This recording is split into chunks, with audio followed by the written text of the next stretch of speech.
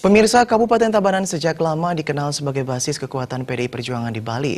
Kesolidan itu kini semakin menguat karena kader-kader Banteng Moncong Putih di wilayah yang dijuluki lumbung beras ini terus menguatkan barisannya dalam satu jalur untuk memenangkan KBS Aceh di Pilgub Bali tahun 2018.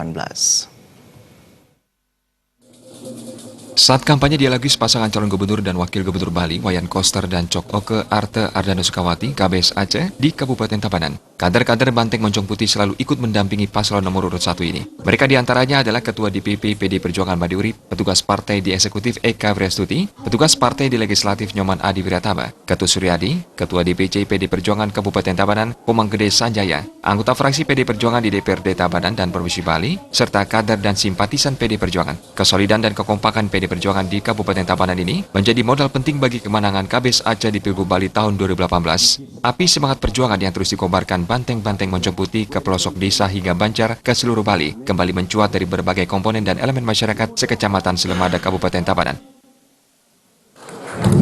Dalam kesempatan yang berbahagia ini, bahwa kami sepakat dalam satu jalur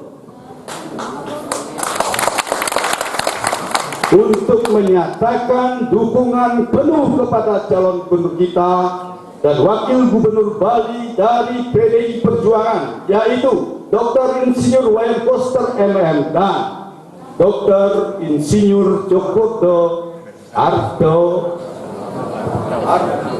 Ardana Sukawati MSI.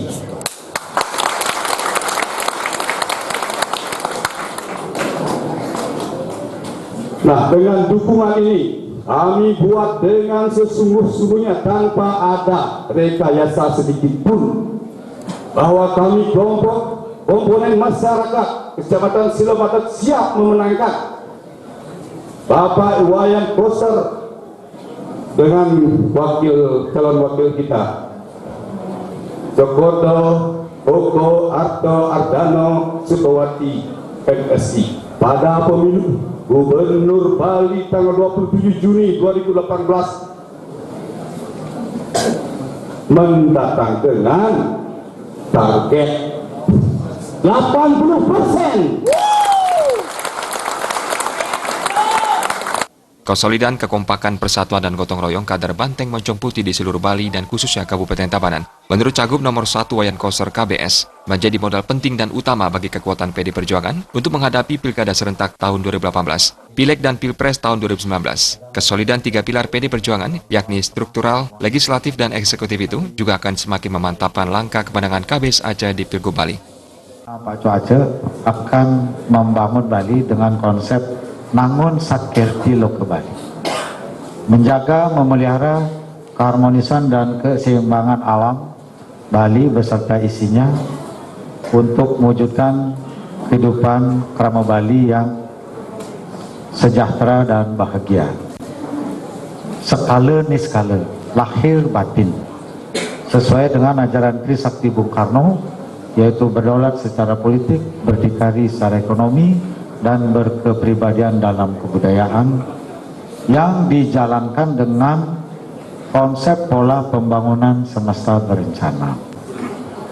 Ada 5 program prioritas yang akan kami jalankan di Bali.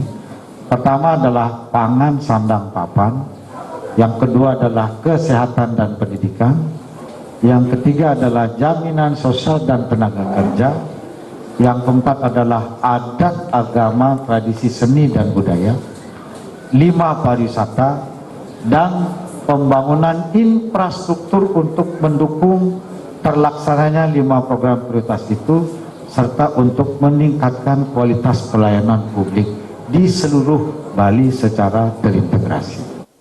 Kesolidan 3 pilar PD Perjuangan di seluruh Bali juga akan mendorong paslon KBS Aceh untuk bergotong royong bersama-sama masyarakat Bali untuk membangun program kerja sesuai yang diajarkan dalam konsep Trisakti Bung Karno, yakni berdaulat di bidang politik, berdikari secara ekonomi, dan berkepribadian dalam kebudayaan.